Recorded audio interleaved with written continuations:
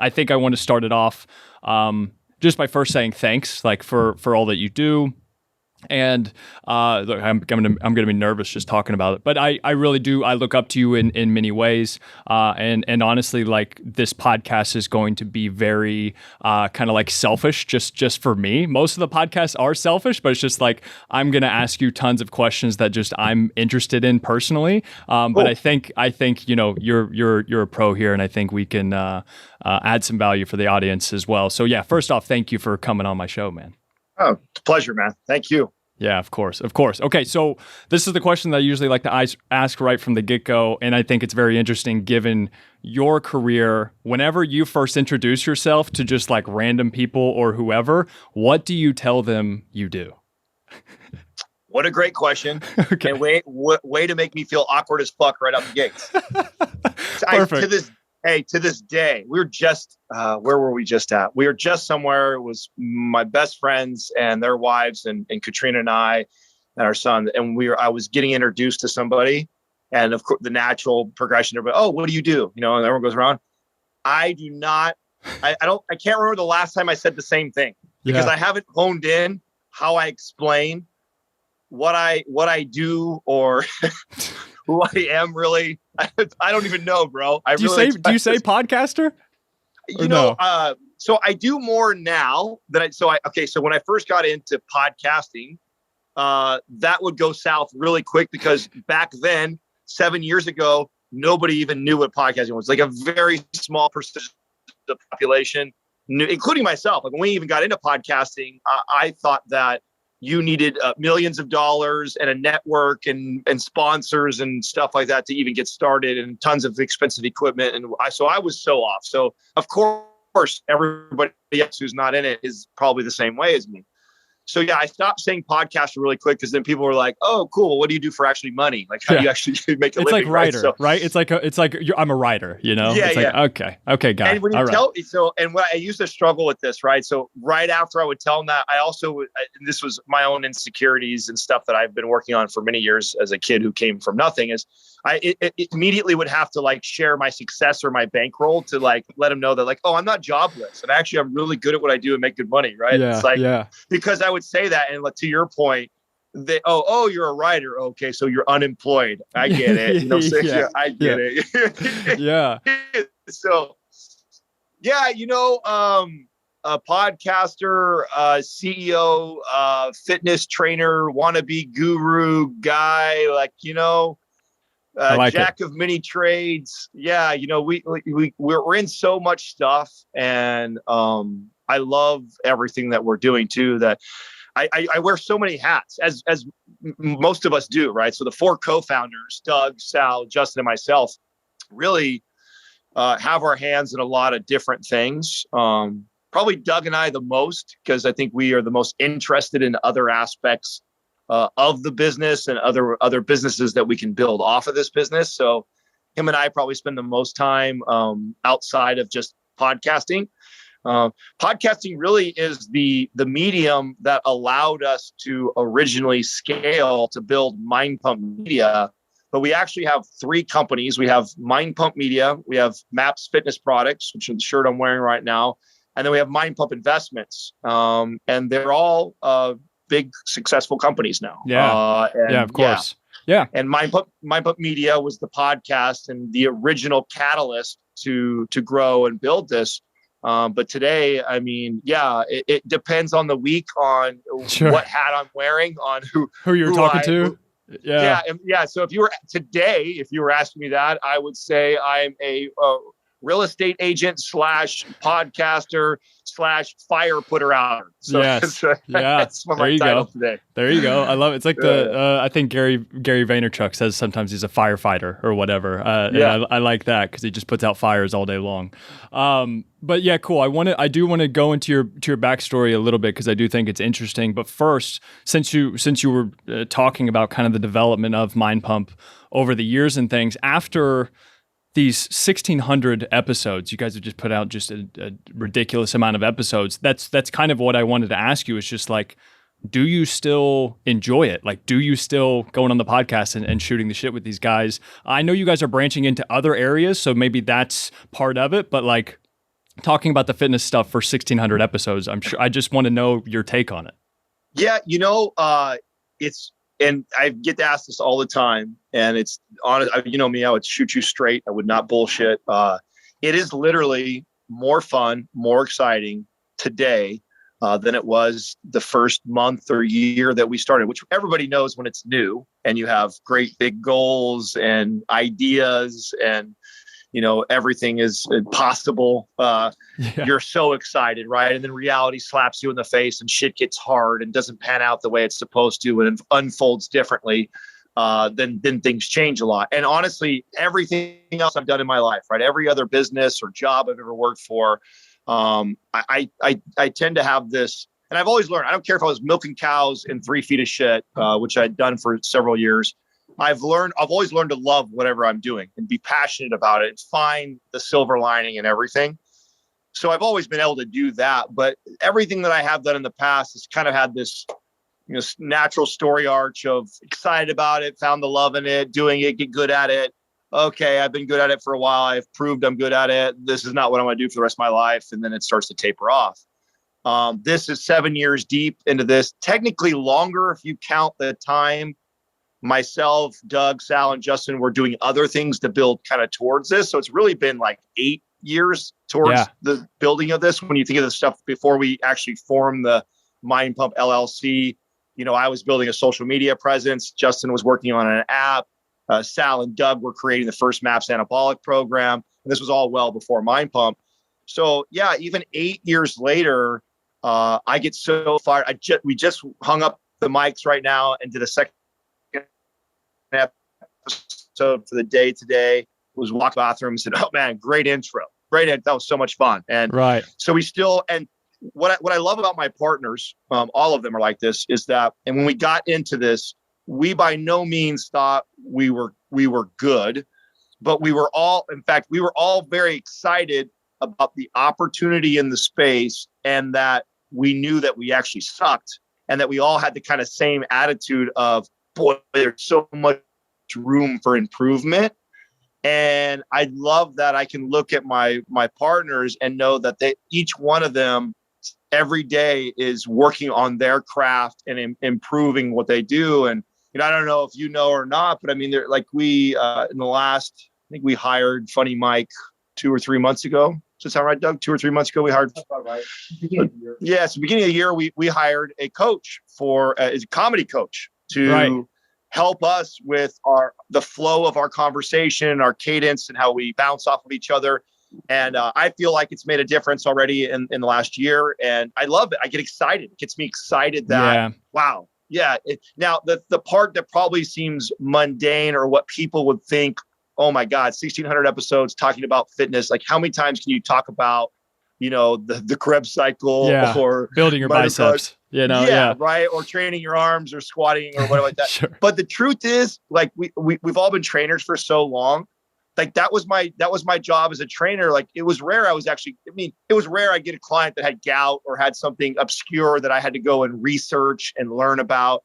Most people ask a lot of the similar questions. So I was always repeating myself and telling a similar story, but I was always trying to reframe it for the person who I was speaking to. So the podcast is really just an extension of that we have all these topics that we've covered hundreds of times, but we always try and refine it or communicate it in a different way, because maybe we've said that about fasting 100 times already, but it was the 103rd time that we said it, that it just totally registered for this percentage of the listener base. Sure. And that happens all the time, where someone messages and goes, "Oh my God, that episode you guys did, you have no idea how much that felt like it was for me." And I'm like, we've said that like fucking 15 times in the last 6 months. Like, really? But that's just it.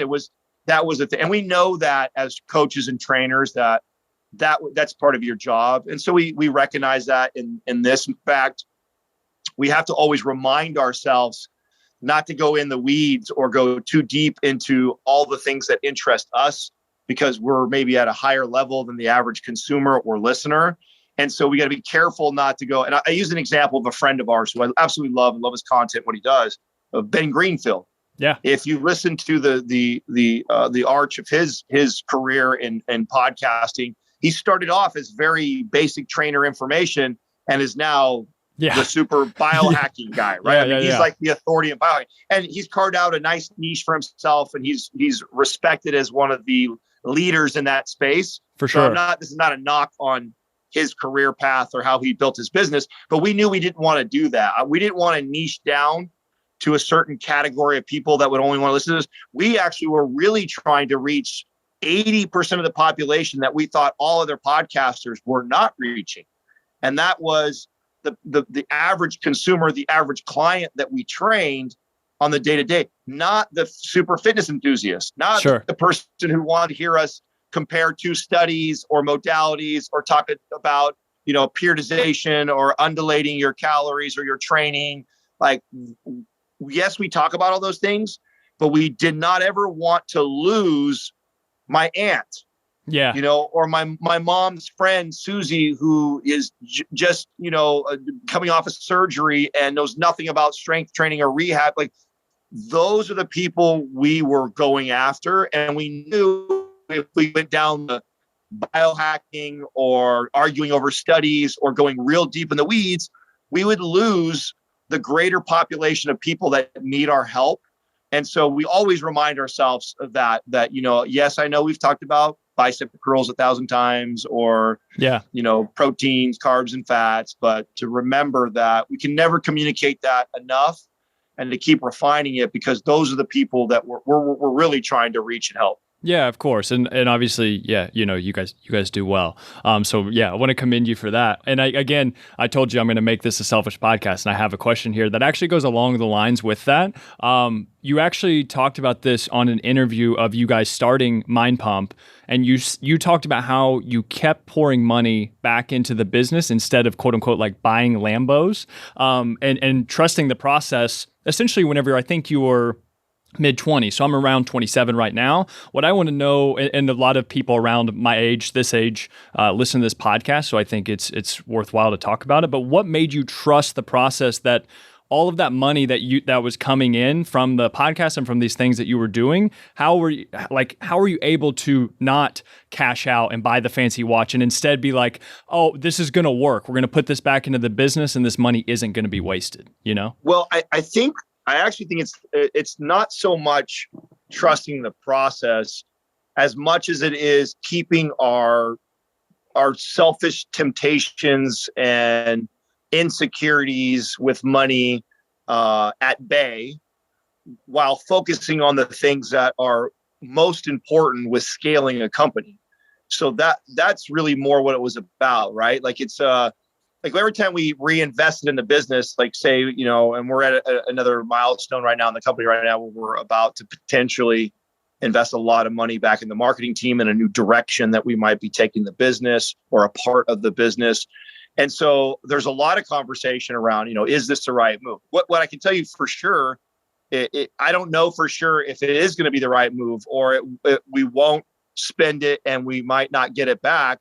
But I can tell you for sure that 4 Lamborghinis instead of that is definitely not going to scale the company, right? So we still make, bad decisions and investments in time and money that I think is going to pan out. Now, luckily, we can make more of those bad decisions and take chances, right? Like, so this thing I'm talking about is like a $500,000 investment back into the business. And that's a major investment to have to, without seeing an immediate return. In fact, it'll probably take a year to 2 years at best, if all goes well, for us to see that. So it's a major investment, right? I mean, all of us would rather put that extra $100-something thousand in our pocket, but we're going to potentially take that risk. Now, I don't know if it will pan out, and it may be wrong, but because we have resisted from taking and blowing that money or paying ourselves, and we keep it in the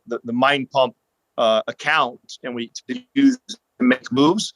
It allows us to make that decision. And please do not think by all means that we always make the right decision. We make the wrong decision, and it doesn't always work out, and money can be wasted. But Well, how about this? Well, It's how definitely not a about huge spin on Lambo. sure, right? Yeah, you're absolutely right. How much of your all's decision making would be more for growing and scaling the companies and just like fun dumb shit? Like, you know what I'm saying? Just because because there can be a difference, right? Just because I want to talk about these certain things doesn't mean it's going to be best for the overall company, but I'd have more fun doing it.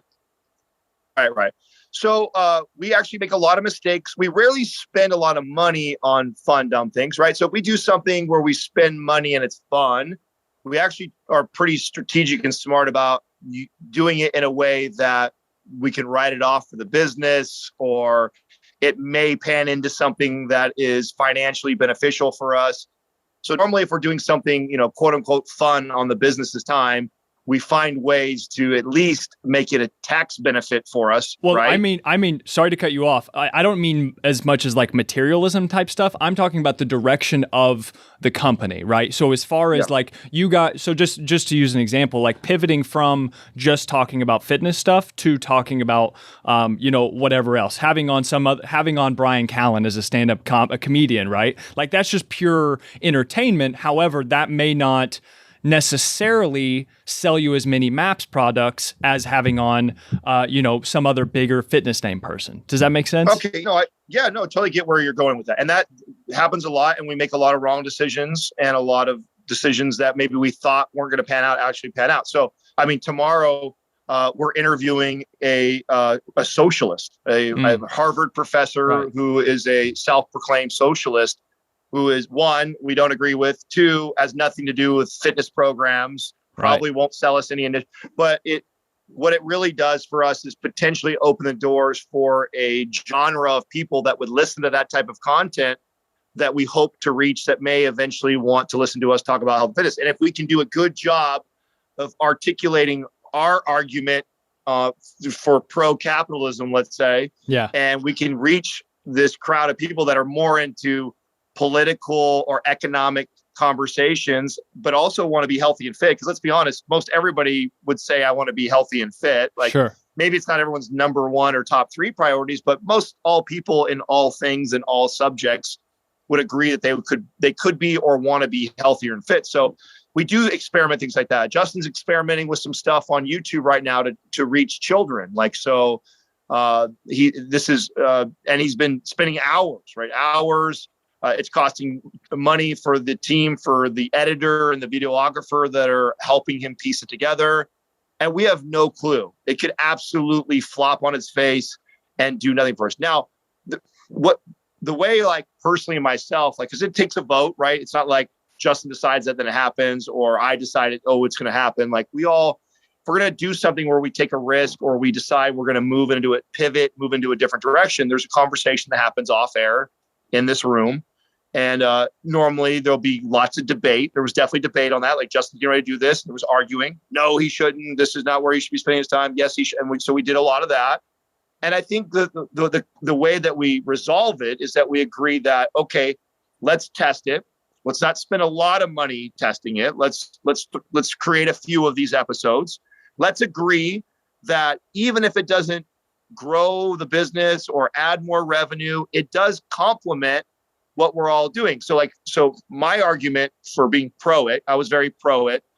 I said, I love this idea, Justin, because even if it doesn't grow a new YouTube channel or we don't make any money off of it, I think our current audience and our current consumer will really appreciate it. The fact that you are going to create something for free on YouTube to help their kids. Yeah. So we all feel good about providing more value to our audience. Now, you have to be smart when you get to our size, that you can't spend too much time though doing something that doesn't return the revenue, because your time can be spent on other things that also add value and add revenue to the business. So that has to be kind of weighed out. Yeah. But we're at a nice place now where we can take little gambles like that. And let's just say for hypothetical reasons, it's going to cost us like $10,000. Well, that decision could never be made in year one or first 6 months of this business, because $10,000 was a tremendous amount of money for us to invest on a possible good idea. And actually a more likely not a great idea. In fact, we're kind of swinging for the fences on it. Like I don't I don't think there's a very high chance that it turns into a huge revenue stream for us, but it could. And at the end of the day, at least it does add value to our consumers, and we can stop it and not waste a ton of time and revenue. So there you go as an example of, and that's like current right now in the heat of it. We'll find out if it goes good or bad. But there's been plenty of things that we've tried and it didn't go well. Like we shot, I remember we shot videos. Yeah, we shot videos early on. When we first got our green screen, we thought it would be really cool to do like a critiquing other YouTubers. Oh, so we okay. So we would throw. We had the three of us standing up. We had headphones on, and we were talking. And then, if you can imagine, somebody else's YouTube channel would be playing in the background, and we were basically picking it apart. And we you're the OG Lane Nortons. That's what you're doing. No, right. And we were doing that. This was a long time ago. Sure, when we did this, when we first got the green screen, and we shot a bunch, which took time, took money. And we never released anything because after it was all finished, we looked at it and we said, this doesn't come off right. It doesn't feel authentic. It feels like we're bullying more than we are helping the consumer and people. And as much as it may be funny or somebody else thinks it's really cool, like we don't want to send that message that we're here to just punk everybody who doesn't know as much as we like. That's not that we don't want that. Right. So yeah, stuff like that happens all the time where we make pivots or try to create something or do something that ends up costing money. We're pretty good though. I would say we have a nice balance between, especially Sal and I, we tend to be the most argumentative between the four. Doug and Justin easily persuaded left or right. Sal and I normally clash on ideas or decisions within the business. And he's a really good balance for me. He's extremely conservative with our money, extremely conservative. I'm way more risky. I'm way more like, we got it. We're all fine. Like I wanted us to quit all of our other jobs. And before we were even making a decent revenue, before any of us were making $2,000 a month each, I wanted us to leave all of our other jobs and go head first into this business because I thought it would bring the best of all of us out. Right. So, and Sal's more the type that would say, why don't we wait till we have like at least $5,000 each or so to where we have a little, so we're not kicked out, lose our houses or crazy shit like that. So we're a very good, balanced. All of us are. And Doug is like Justin. They have a similar feel when it comes to that stuff. So and Sal and I are opposites. So we kind of have this nice little balance between the four that we have really good heated debates and conversations. Everybody brings good arguments. And then at the end, we agree to choose somebody's. And when we do that, something that we agreed on early on when we started the business was no matter what direction, what pivot, right, wrong, good decision, bad decision, once we make the decision, doesn't matter if it was my idea, Sal's idea, Justin or Doug's idea, it's now all of our idea.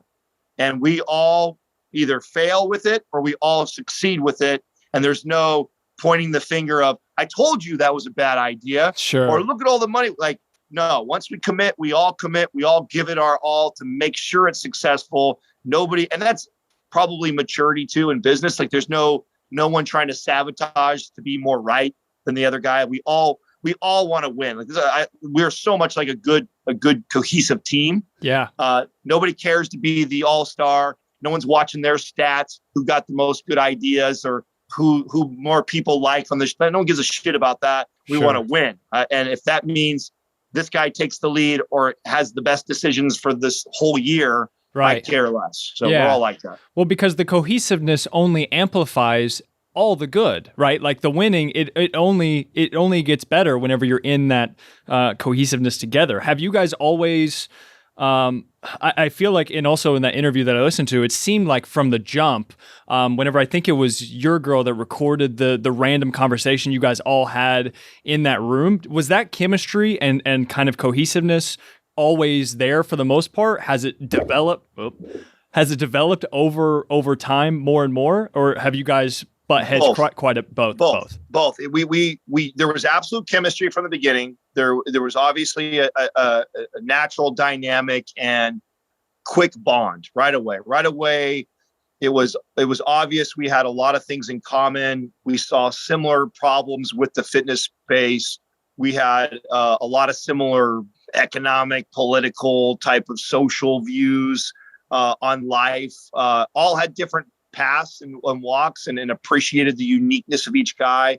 So we had that all going for us. But absolutely, it's been developed too. Like, I mean, that another reason, the one thing we all had in common is we're all very growth minded. So, which is also one of our core values. So that is something that we all saw in each other, which was very exciting because we thought, okay, there's already a dynamic there.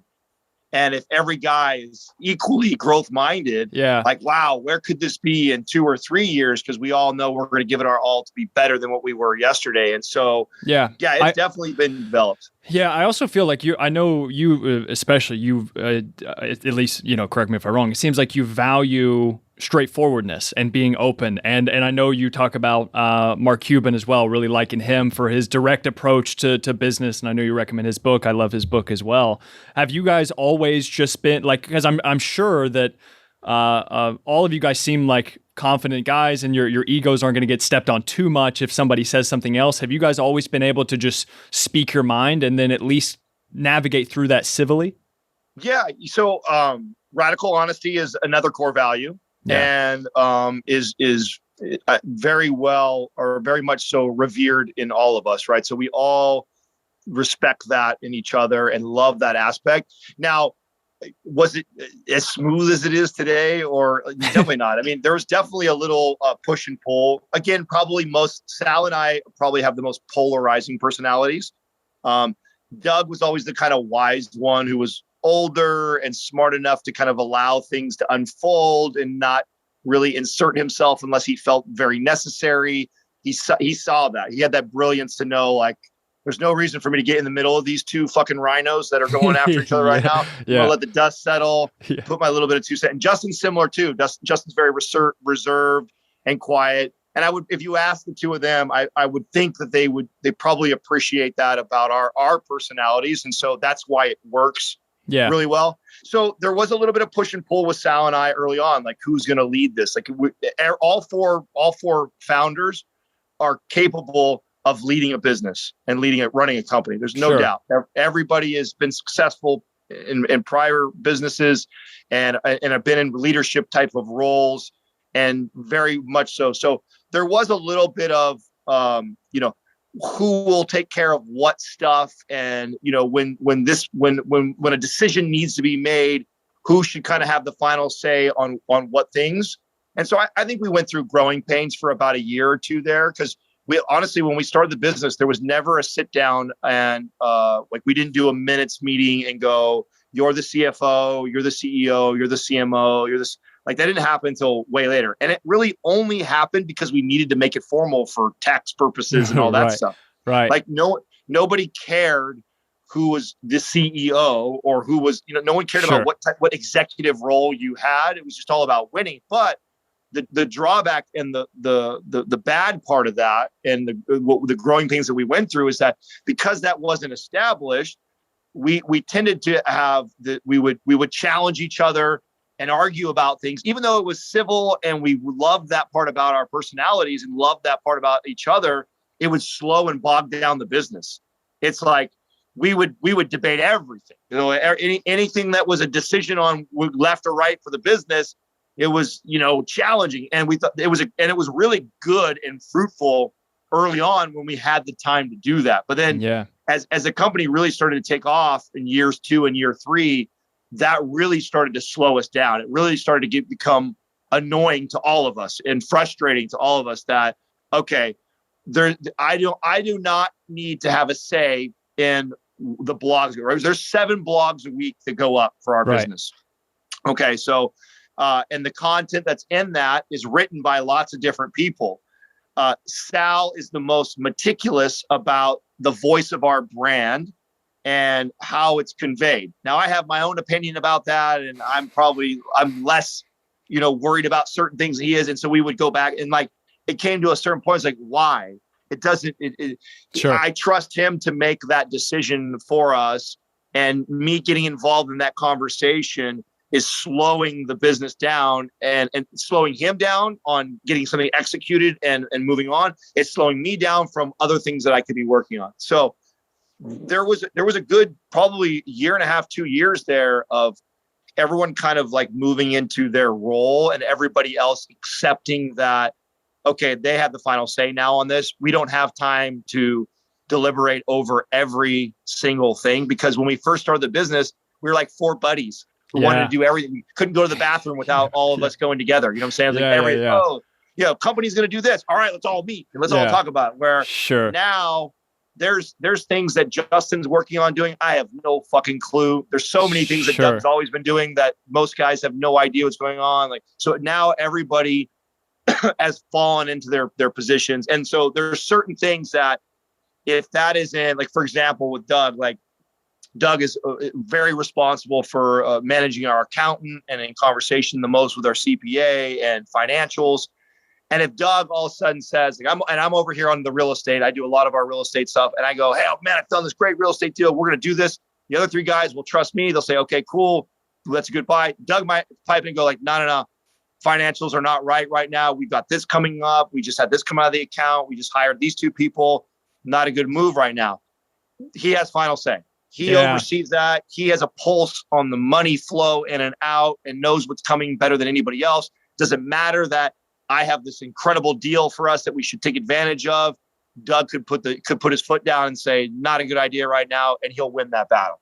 Right. So that's now happened where everybody has kind of been solidified in their position long enough that, okay, there's not as much of the debating. Still happens, but not like it used to. It sounds like a lot of like relationship stuff, to be honest. It sounds like you guys need a relationship coach almost. You had like boundaries, respecting each other, all these different things. That's what it sounds like. I mean, being somebody who's in a marriage, or even though I'm not formally, right, but pretty a marriage. Right? I've been with my wife for 11 years. We have a child together. She has access to everything. She has everything in mind. So she's my wife, right? So I would say the business relationship is more challenging than marriage. Yeah. So everybody knows how hard marriage is and how much compromise and communication is needed.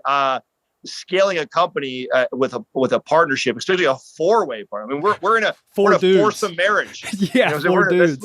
We're in a foursome marriage, and somehow you got to make sure you don't make the other 3 jealous and insecure and argue and fight over. So I think that I would argue that the founding a company with 3 other men and scaling something to the size that we've scaled this to is as hard as working through a marriage, I would say. For sure. Yeah, so, I get it. No, I'm blessed that I love these guys. I really do. I think everybody has that same respect. That's awesome, man. No, I love to hear it. And speaking of, since we are getting on the family topic a little bit, I did want to ask you, because again, I'm 27. A lot of people listening to this are either single or have kids or about to have kids and things. How have you enjoyed being a father in the past 2 years, right? Max is 2. Mm-hmm. Is that correct? Just turned 2 years old. Most rewarding, most amazing part of my life so far, right? I'm turning 40 this year. Nothing has happened to me that has filled my heart and has given me more purpose than having a son. I mean, it's the most amazing gift I could ever ask for. And I say that too, knowing that I don't know if I would convey that the same if I was 25 or 27 and having a kid. A part of why I feel so blessed, I feel so happy, and it's such an amazing experience for me is because I was very clear on my vision of how and when I wanted that to unfold in my life. And when did you figure that out? Sorry to cut you off. When did you said you thought about this? Like, when did you plan this vision? Really early, bro. I mean, I knew this in my teen years, and it's because of what I grew up in, right? So I grew up in a very dysfunctional household. My father committed suicide when I was 7 years old. My mom remarried into an abusive relationship. My stepfather was kicked out of the house, brought back in every 6 months. I mean, we moved around in 9 different homes growing up. So we were being evicted from homes. I mean, so a lot of turmoil growing up as a kid. And by the way, that's not me sharing that as like, feel sorry for me. I wouldn't change a thing because it's what made me into who I am today. So I appreciate everything that I had been through. But it definitely changed my view on marriage and children and money and stress that you can prevent if you are disciplined about how you manage your life. And so I knew that even if I were to fall in love early with a girl really at a young age, so like that I was going to wait to have a son until way later in my life. Now, did I have like an age? No, it was more about a financial place. Like, so I had an idea of where I wanted to be financially, and it was less about a specific dollar amount. It was more about, and it could have been a dollar amount. It could have been I was so wealthy that I could afford all these things to make sure that I can have the time with my child. But it's really about that. Could I put myself in a position where, like in my household when I grew up, the root cause of almost every crazy fight that happened in the house, the root always had to do with us not having money. We couldn't pay the PG&E bill. It was Christmas and we couldn't afford a tree, shit like that. And then the fight was other stuff, right? My parents were screaming at each other and throwing things at each other because of something else. But it all really stemmed from us not being able, my stepfather not being able to provide for the family. And then it caused like domino effect. Sure. And so I saw that, and I told myself early on that if and when I settle down and get married and have a family, that I never want money to be the reason why. Now, does that mean that I won't have other challenges in a relationship? And does that mean that like it's guaranteed my relationship will be easy? God, no, I did not think that. Sure. But I knew I saw how much money caused an issue in my household that I wanted to make sure that I had enough financial freedom that if I wanted to sacrifice making a little less money this year or not showing up to work for some time so I could be there for my son, so I don't miss a basketball game, that I don't miss a first step, that I'm there for those moments, that I could come home from work. Because there's a part of my 20s where I worked till 10, 11 o'clock at night every night and got up at 6 o'clock in the morning. Like I would never want a son at that time. I would have missed so much of my favorite moments that I've already had with Max if I was still at that point in my life. Sure. So it was less about an age, and it was more about where I was at financially. How stable was I to be the father that I wanted to be? Being somebody who lost their father at 7 years old, I thought about that a lot. I thought about if and when the time comes that I become a dad, I always wanted to be the best dad I could ever be. And I knew that if I did something irresponsibly and had a child in my early 20s, I know I couldn't be the best me because I had other things I'd have to accomplish at the same time. So something would have to give.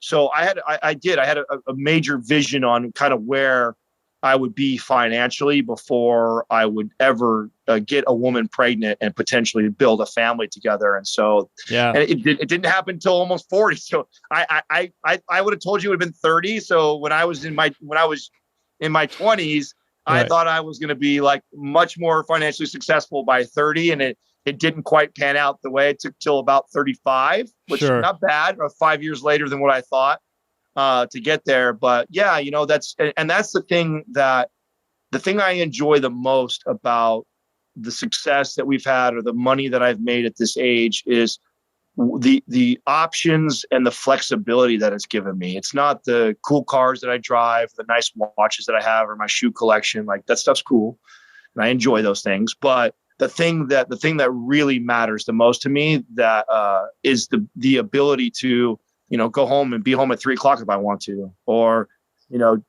or be able to afford a nanny who can support Katrina because Katrina still wants to pursue her dreams and career and passion and things like that. And so I'm in a place that I can do those things, and I don't have to go like, oh, we can't do that because I can't afford that. So it's always best. Is it the best decision, or do we think it's a smart decision? That's kind of what makes the decision, not, oh, that's too expensive, or we can't afford to do that. So unfortunately, we have to sacrifice, right? So that was important to me.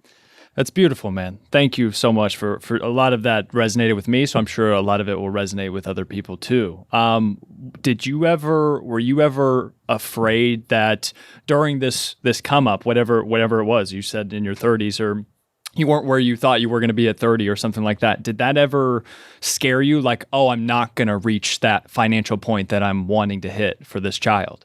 Oh yeah, absolutely. In fact, I don't know if I've shared this ever on a podcast. Definitely not on my podcast. I may have been interviewed and asked this question before. But there was a time where Katrina and I had a break, And there was this kind of pressure that, and this was right before, right? So it was right around that 35 range. And, she's a year older than me. So, and when we first got together, we were 29 and 30 years old. So we were still at an age where she wasn't looking to have a kid anytime soon at that point. I definitely wasn't where I wanted to be either. So that wasn't even like a conversation for us. Well, fast forward 5+ years into a relationship. We're not married. We don't have a kid yet. In her defense, she's starting to go like, okay, is this guy going to give me a child? And or are we just having fun for right now? And I'm going to end up marrying some other dude. And if that's the case, I should probably start looking now. And so there was a little girls, bit it gets of this. more serious. Yeah. Yeah. And I still wasn't there. And what was really hard for us is that Katrina and I have different financial goals. We're not aligned that way. What I love about her is that she's not materialistic at all. She would be, I don't know if she'd be happy living in a trailer, just me, her, and Max, as long as we have love and stuff like that. I don't know if she's that extreme, but yeah.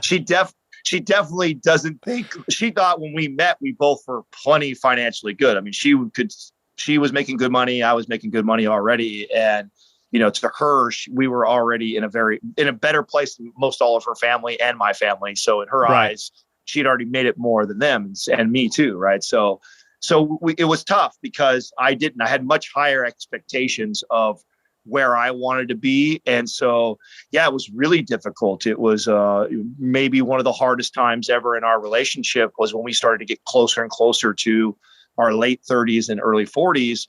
And MindPump was still it was like the wheels are barely coming off. Right. Yeah. We weren't smoking, flying, and cruising like we are today. Sure. And this she's creeping up on 40 years old. And so there was a time where we took a little bit of a break because I told her that, hey, I've been honest since the very beginning that I have a goal in mind. I promise you, I'm not just because she felt that I just kept moving the marker. Like, how do I know you're not going to just, we're going to get this big house and then you're going to want a bigger house, or we're going to get this nice car and you want more cars, or, when is enough is enough. And I kept saying that it's, I don't know what that number is, but I know we're not there yet. I know I'm not in a place where I can say, hey, you don't need, I wanted to be somewhere where she didn't have to work. Sure. She can have support with a nanny. I can take time off if I need to. My son will never need things. I can put him in private school if I want to or not want to. I want to be able to travel and do vacations every year. It costs a lot of money to do all that stuff, live in the Bay Area and do that. And so I didn't feel that we were quite there yet. And that was a scary time we both had to evaluate, are we going to be together? And is this going to be my partner? And she came home one day after that week and said something to me that forever changed our relationship. And she said, I thought about what it would be like without you and me move on and meet somebody else and start a family and have a kid. And I know for sure that I would rather spend the rest of my life with you and maybe never start a family and maybe never even get married, but just be with you for the rest of your life and my life.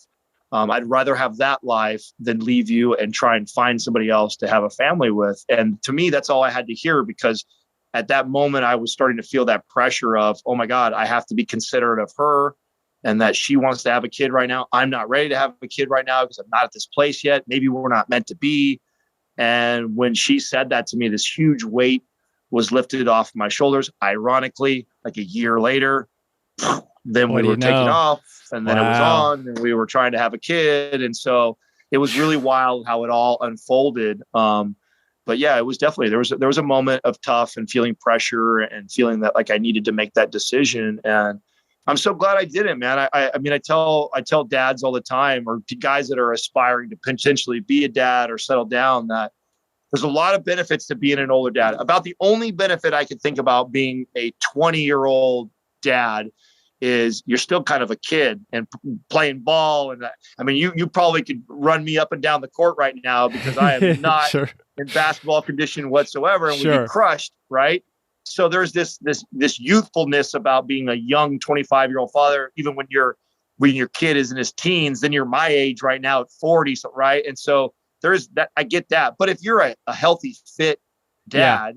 Yeah. Who takes care of. I mean, I like to think that I'm fitter than the average 30-year-old right now. So I don't feel old and that I won't be able to keep up with my kid in 10 years. I plan to still be able to whoop his ass. I plan to be able to whoop his ass until he's deep into his probably 30s, right? Yeah.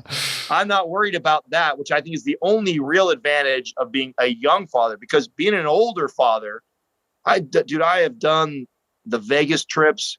I have lived decades of selfishness, of buying the things for myself and feeling an empty void that never fills up, and trying and doing things that are irresponsible. Like, I've done that over enough times now that there's nothing I feel like I'm missing out on.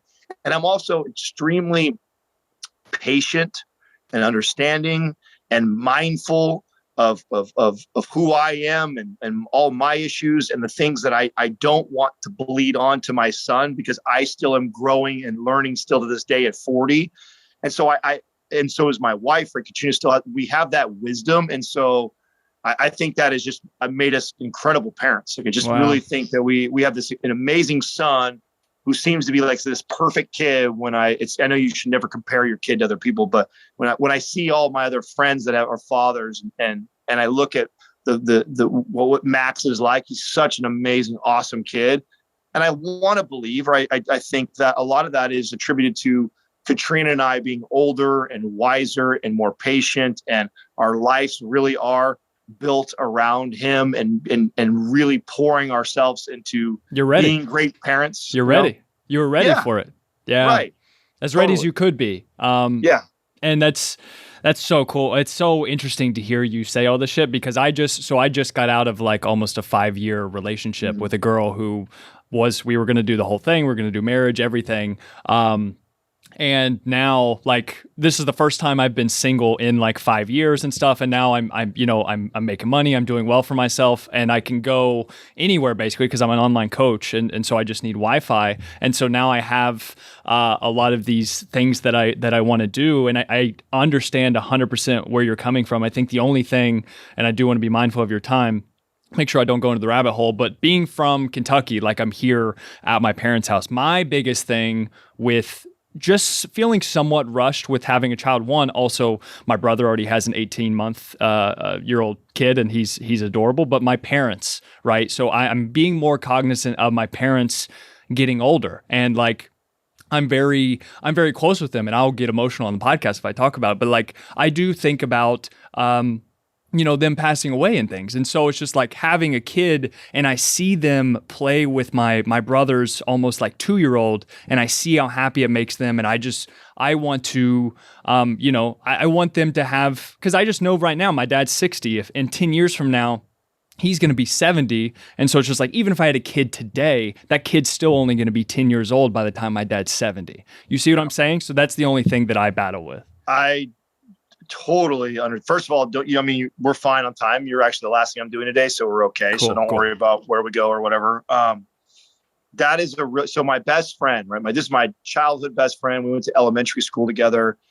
He had his daughter a year before me, so we're raising kids at the same time. It's a really cool experience. He lost his mom, who's like my second mom, last year, and so his baby daughter was literally 1 year old, and that just, it tears him up, which tears me up, seeing that, because he saw how much joy that his daughter gave to her. She got stage 4 cancer out of nowhere. No one saw it coming. We didn't know. And we lost her. Right. And so, and I'm not in that situation. I lost my dad when I was 7. So I didn't have a dad other than my stepfather. And my mom was so young. My mom had me at 20. So my mom's still 50, even though she's in poor health.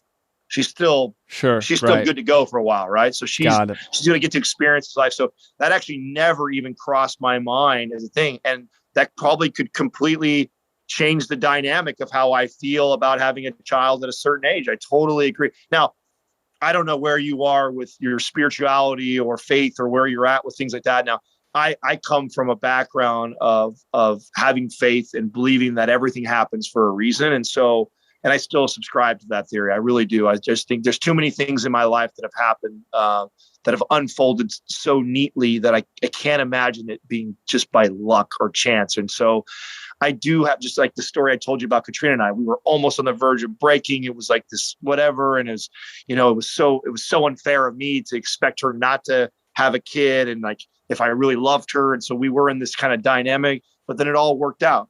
All she compromised on her end and understand that, what she just that her making that sacrifice took the weight off of me, and then it all unfolded, and we ended up having a kid. And so the advice I would give you is I wouldn't let that weigh on you and stress you. It should not be the reason why you have a child. I don't think that's sure. I agree.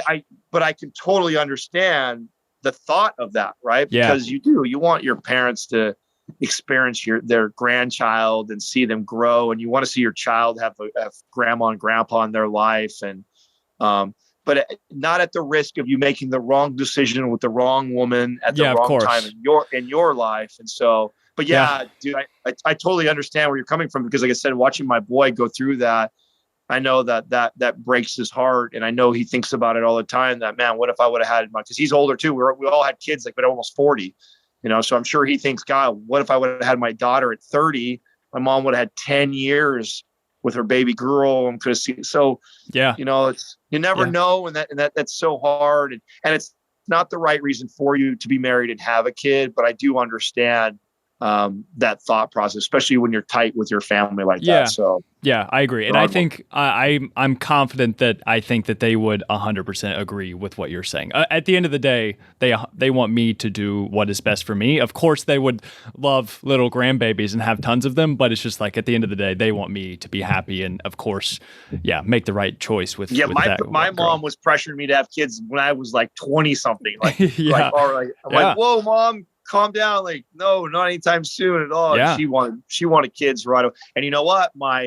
My youngest sister, who's 10 or 12 years younger than I am, was the first. So there's four of us. I'm the oldest. Then I have my sister Cassie. Then I have my sister Sarah, who's more than 10 years younger than I am. She was the first of all of us to have children, and she's got 5. Oh, wow. And a lot of that came from my mom put a lot of pressure on her to have children really early. Now, my sister's a great mother and she loves being a mother, but I also see the challenges that she goes through to get by financially, because they had kids so early. They had kids in their early 20s, and they've been struggling since day one. And I am not one to say that that's not a way to live. And if you can still find happiness and that doesn't bother you, but I know the life that I came from and saw how much stress that caused my parents, that I knew I didn't want that. And so when I see her, I feel, man, that's tough. That's what happens when you have a kid at 20 something and you haven't built a career and a livelihood for yourself and put all the crazy work hours. She can't now, right? You got 5 kids. You're not working 12 hours a day anymore. Yeah. You're definitely not both of you, like husband and wife, both. Somebody's got to be home with the kid, right? So, I mean, this is the time right now where you're single. You've got a good thing going for yourself. This is where you travel. I'm going all in on business and traveling. Like, that's it. Yeah, bro. See the country, all the countries you want to see until you're tired of that shit. Right. Blow some money on yourself and be selfish for a while. Like, get all that shit out of your system right now. That way, whenever that is, whether it's 30, 35, or even 40 like me, before you settle down and have a kid, when you do, you won't be the dad who's sitting there, changing a diaper on a Saturday, grumbling because you missed out on your wakeboarding weekend with your boys, or snowboarding trip, or the basketball game that your boy invited you to go sit courtside. Or like, I did all that shit, bro. Like, do all of that. Like, do all those bucket list things and do them multiple times if you love it. I love going to games, right? Katrina and I, like, before we had Max, like, that was one of the things I said, if I'm being honest, the hardest things about having a kid that I miss that you and I used to do, I tell her, it was like, on a whim, her and I would literally 2 hours before a Warrior game, I get on StubHub and, like, because they drop the ticket prices last minute like that, and we go get courtside tickets and go sit and watch a game because we could, because we were both single, no child, making good money, live 40 minutes away. I mean, and that was some of the funnest times I had with her. But, I've done that so many times that now this break away from it, sure, I miss it a little bit, but I also know that, in about 7 or 8 years, I'm going to be able to do that with my son. And I can't. And I know that you're a comedy fan as well. And I don't know how you feel about this guy in particular, but I'm actually a fan of Chris D'Elia, right? So, and his podcast, I'm a Patreon member, everything. I have no shame admitting it. How was his dad's one? Did you watch his dad on the show? One of the funniest I've seen. It's fucking hilarious, and it makes so much sense. It just watch it. You will die laughing because all they do is argue back and forth about dumb shit that Chris cares about. That's it, and it's the best. It's so good. I want to watch it. I saw the teaser on his Instagram. I love Chris D'Elia. We all do. It's Justin and Sal, Doug. They've all seen him live. I have too. Fans. I've seen him twice. Cool. But what I was saying is whenever I hear him, because he just had his baby as well. So I think it's almost 2 years as well, 2 years old too. And I just hear him talk about it. I'm just like, dude, I just can't imagine anything comparing to that feeling, right? Like of having a kid, of raising the kid. He's just like, you don't realize you can love something that much until you have the kid, you know? Well, and that's why too, even dads, because there's somebody who's listening right now who I always offend when I have this conversation because they're 24 and they decided to have a child then. And they're like, fuck you, Adam. This was the best thing I ever did in my life. And hey, that's all. And you're right. Just guess what? Whether you have them at 24 or you have them at 44, you're right. Having a child is one of the most, unless you're a piece of shit father, it is the most rewarding, amazing, and difficult things you'll ever do in your life, which is why it's so rewarding, right? You're the Alchemist. It's because the journey is so fucking tough. That's why it's so amazing. And because if you could make it through it, right, and you actually raise a decent child, like it's amazing feeling that you've accomplished that. So yeah, of course, these dads that are young in their early 20s that have a kid would say the same thing too. The only thing that's different is that, my argument to that is that, there's a lot of stuff that you can't really do, or you shouldn't really do when you have a child. That includes things, that includes all the irresponsible things. Like, I also didn't want to be 55 and go through the midlife crisis. I didn't want to be a midlife crisis dad and be like, I've never really done cocaine. I want to do that now. Or I really want to get that fast car and I don't pay for my kids' schooling. So I go get that Mustang I always wanted to drive. You know what I'm saying? Like, get all that shit out early because you don't know what you might be like 15. If you're 25 and you had a kid at 25, you think it's all amazing grand now, but there is a lot of things that happen between 20 and 35. Yeah, of course. That you normally get to do, like, and where you're at right now, financially stable, because that really starts to happen in your late 20s to early 30s, depending on where you're at, and the freedom of kind of doing what you want. Like, you literally can make that decision because you can remote work. You could say, you know what? I'm going to move to Hawaii for 6 months because I've always wanted to. I've always wanted to work off the beach, make good money, and get a tan for half the year. And because I don't have a kid, I don't have a partner who I have to agree where we're going to live, I'm going to do that. Like, yeah, for sure. If you don't, and you had a kid right now, you'll forever ask yourself, I wonder what that would have been like. And so, bro, go do all that stuff. You know? I'm a big fan of waiting. Yeah, there we go. Cool. I think that's probably a good stopping point. First off, lastly, thank you so much for doing this. I really appreciate you coming on, man. And I guess everybody listening to this probably already knows where to find you and stuff, but just go ahead and do your plugs. Where can people find out more about you? If you've never heard who I am, I'm the least favorite host of the MindPump Media team. So go check out if you halfway like me, you like my co-founders and co-hosts. They're amazing, both Sal and Justin and Doug. MindPump Media, you can literally Google that, or we're on every streaming platform, and we have YouTube videos. You can watch the podcast on there, but obviously how we make money is through selling programs. I never tell people to go buy a program from us. I always say, go take advantage of all of our free content first. We have a website dedicated to all of the written free content. So mindpumpfree.com. You can go there and consume all kinds of good free information. Listen to the podcast, which is absolutely free. Watch the YouTube channel, the exercise channel that we have tons of stuff. I have 7 blogs a week to go out. So read all of our information, take in all the free stuff. And then eventually, if you still need help from there, we have programs for just about anybody and every goal. So you can check out all the stuff on mapsfitnessproducts.com. Absolutely. And I'll include all of those links in the show notes. And I do want to holler at you for like 2 minutes off air. But this has been wonderful. I think it's going to help a lot of people. And again, Adam, thank you for coming on the show, man. Good time, man. Thank you.